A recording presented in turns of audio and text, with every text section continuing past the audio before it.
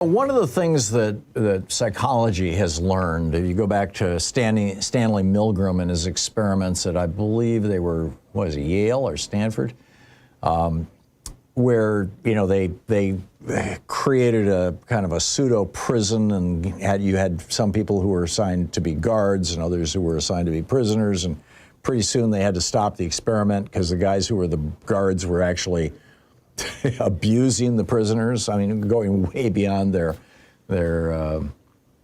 brief, their instructions.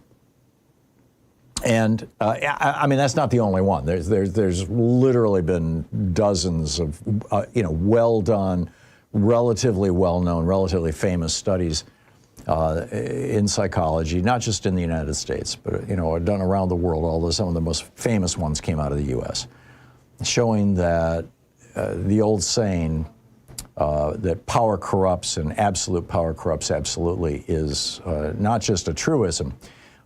It's an actual psychological fact. It has to do with how our brains are wired. And one of the things that happens when people have power over other people, which is pretty much the definition of power, is that it alters the way their brain functions. There's these things called mirror neurons. And, you know, without getting into a whole brain science rant here, basically, the way empathy works is you see another person who's experiencing an emotion or something that should provoke an emotion, a situation. You know, you see somebody hanging from the edge of a cliff, or you see somebody jumping out of an airplane, or you see somebody, you know, with a knife to their throat being threatened. You know, so exhilaration or fear, or you see somebody in pain, somebody who's been wounded or shot, you know, and they're laying on the street, you know, bleeding and crying. And what happens is that there's a part of your brain, and it's kind of a whole brain thing actually, that mirrors that feels what that person feels. That you actually, it's not an intellectual process. Interesting, this is one of the distinctions that defines psychopathy and sociopathy. People who are sociopaths and psychopaths, is that they don't have those mirror neurons firing. They don't have that experience in their own body, in their own mind, in their own soul of what that other person is feeling. They have an intellectual understanding of it. They can look at a person and go, oh, that person is on the ground in pain. But they don't feel the pain. And what we find from these studies is that as people gain power over others, and to a secondary extent, as people gain wealth, because wealth produces a form of power over others, right? You go to a fancy restaurant and the waiter kind of falls all over himself for you, you know, et cetera, et cetera. As people gain power over others, the way that their brain works in mirroring these emotions of other people, in experiencing empathy, actually diminishes. And it's absolutely measurable, and it's pretty much universal. Now, some people are capable of overcoming this. You know, you know, I'm forgetting her first name, the woman who was married to Jeff Bezos, who is now giving away all this money. I'm sorry? Oh, McKinley Scott, that's right. Or Mackenzie Scott. Melinda Gates. I mean, some of these folks are the heir to the Disney fortune. The woman who was, you know, the granddaughter of Walt Disney. She's been speaking out about wealth. I mean, there's some people who still retain that kind of common touch, as it were, the average person's ability to experience empathy and to you know, empathize with other people. But a lot of people don't. One of the more interesting studies that was done here in the United States was around automobiles. They put cameras on intersections and just observed the behavior of the drivers.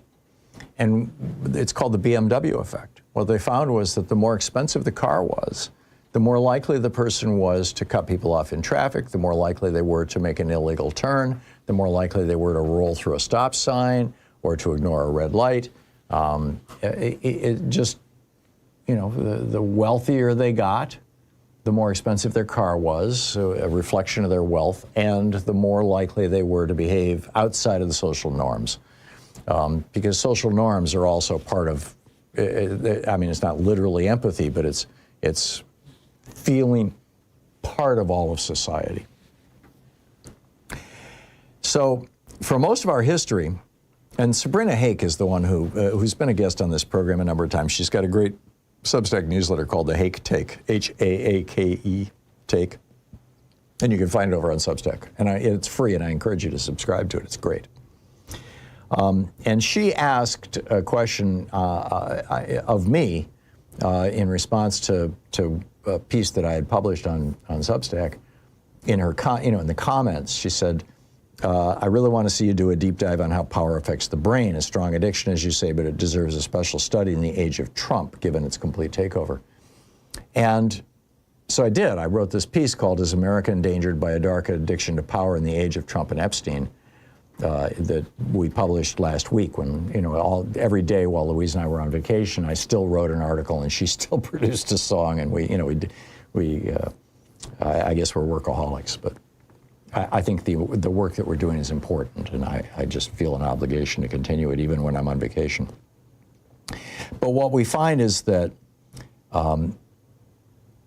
clearly Trump has been, if he wasn't born a psychopath, was certainly made a psychopath by a brutal father, a distant mother, and a clearly psychopathic mentor in Roy Cohn. And I write about this in my book, The Last American President.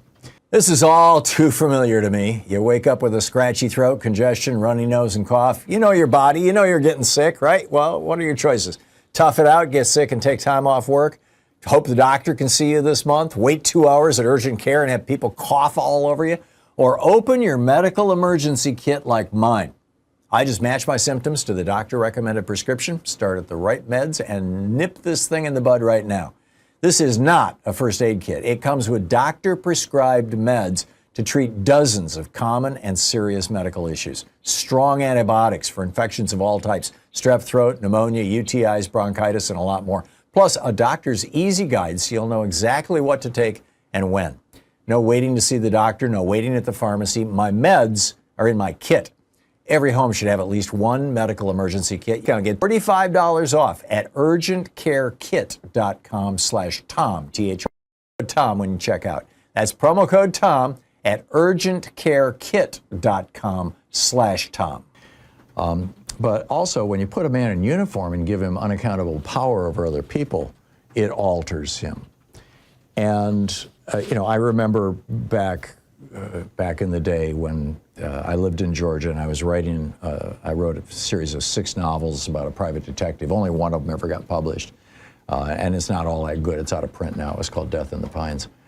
But to learn about that world, I hooked up with a fellow by the name of DeWitt Wanamaker, who became a good friend, who was a Southern sheriff. He was the sheriff of a small town in Georgia, who had then retired and become a private detective. And he was my mentor, and he got me into the Georgia Police Academy, and I went through that. And I've told that story before. And he pointed out to me that about 1/3 of the cops that he knew were people who just became cops because they liked to beat people up. They just wanted to exploit the power that came with being a police officer. And my own experience of, having a badge or having a license to carry a gun and all that kind of stuff for 2 years, I became a licensed private detective, although I didn't practice it. It was just, for writing the book, was that, if you're walking around with a gun in your pocket, it changes the way you feel. It changes the way you view other people. And I think that this this plus, the dark triad, narcissism and psychopathy, and I'm forgetting the third part of the dark triad, which is clearly affecting Donald Trump at all. Machiavellianism. I think this is dangerous stuff, and I think that it has infiltrated not just Trump. I see this in Pam Bondi. I see this in Kristi Noem. I see this in these guys who are running ICE in Holman and Bovin, I think his name is, or Bovinia. They're doing the strut. They're doing the, I'm above the little people kind of thing. And I think that they're being psychologically damaged by the power that they have. And that is now echoing down to everybody else, to all these, you put a mask on a guy and so he's absolutely unaccountable, no name, no ID, no badge, and give him a gun. And that's why we're seeing all these cases where these ICE officers and Customs and Border Patrol protection people are beating people to the ground and pounding on their heads and brutalizing them and essentially putting them in torture chambers. And I think we need to recognize this as a society and stop it. And I'm just waiting for the big pushback. I'm waiting for the Democrats to call this out in these terms, because I think we have a psychological crisis going on right now.